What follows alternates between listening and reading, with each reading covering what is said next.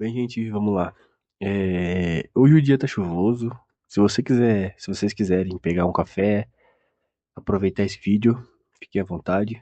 De novo, não vai ter uma edição pesada, vai ser só um videozinho passando no fundo, talvez uma gameplay, eu ainda não sei. Mas peguem um café, aproveitem esse vídeo. Ontem eu terminei de assistir uma série chamada Ragnarok. Ela conta um pouco da mitologia nórdica e do deus Thor.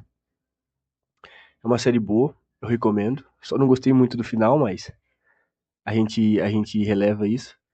E eu queria nesse vídeo passar um pouco para vocês a história do Thor, da mitologia nórdica, como tudo começou, os acontecimentos, os principais acontecimentos. Depois que eu acabei a série, eu fiquei bem inspirado e eu queria fazer um vídeo sobre isso. Então, aproveite o vídeo. No começo de tudo, quando o mundo ainda estava se ajeitando e o caos reinava, os deuses começaram a moldar os nove mundos a partir do corpo do gigante Mir. Entre os deuses, Thor se destacava, o deus do trovão, com seu martelo Mjolnir sempre pronto para colocar ordem nas coisas e garantir que os gigantes não causassem problemas. Agora, a coisa toda fica ainda mais interessante. Quando falamos na série Ragnarok, da Netflix, a história é uma mistura de mitologia antiga com o mundo moderno. Lá vemos Thor, não como um deus antigo, com sua barba de trovão, mas como um jovem chamado Magni, que de repente descobre que é filho de Odin e tem poderes incríveis.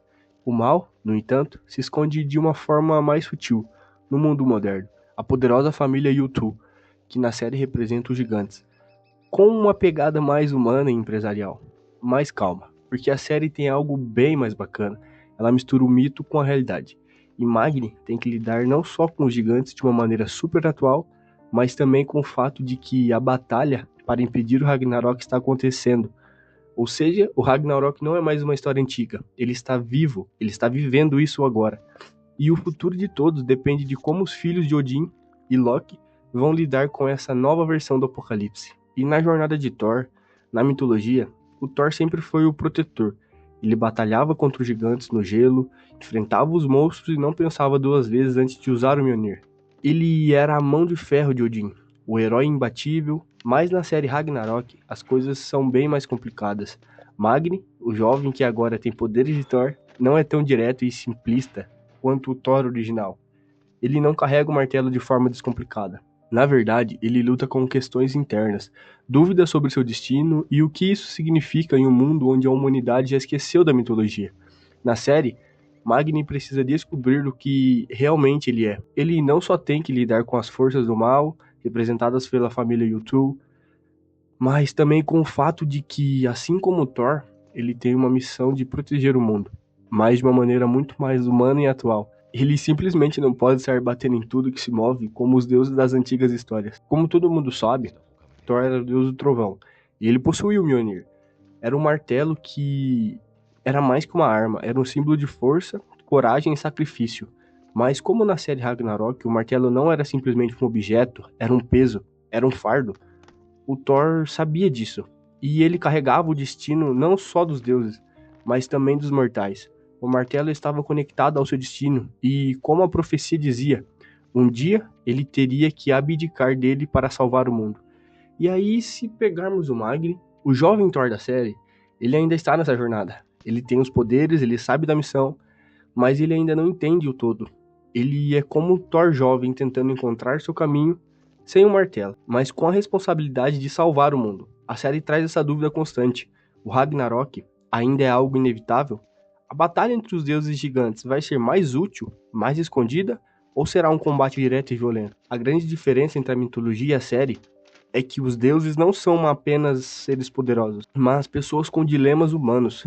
Thor na mitologia era direto, valente e não tinha medo de enfrentar os gigantes. Em Ragnarok, Magni também sente a pressão do destino, mas ele questiona se ele pode ser o herói que todos esperam dele. Será que ele vai cair na tentação de ser um deus arrogante, como alguns dos seus ancestrais, ou será que ele vai encontrar uma nova maneira de enfrentar o mal? O grande tema da série, na real, é o Apocalipse. A série, como o nome diz, ela gira em torno do Ragnarok. E como os jovens de hoje podem mudar o curso dos acontecimentos. O Ragnarok não é algo distante e abstrato. Ele está acontecendo agora no mundo moderno. E o bem e o mal são mais difíceis de distinguir, mas a luta continua. Como na mitologia, Magni precisa enfrentar os gigantes modernos, ao mesmo tempo que aceita seu destino como um deus, que no fim não é só de poder, mas também de sacrifício. Na mitologia, Thor enfrentou Yamunhan no Ragnarok, a grande serpente do mundo, e sabia que ao matar a serpente, ele também morreria. O destino de Thor estava selado, mas ele aceitou. Magni, por sua vez, também precisa lidar com essa ideia de sacrifício, mesmo que não tenha certeza do que acontecerá no final.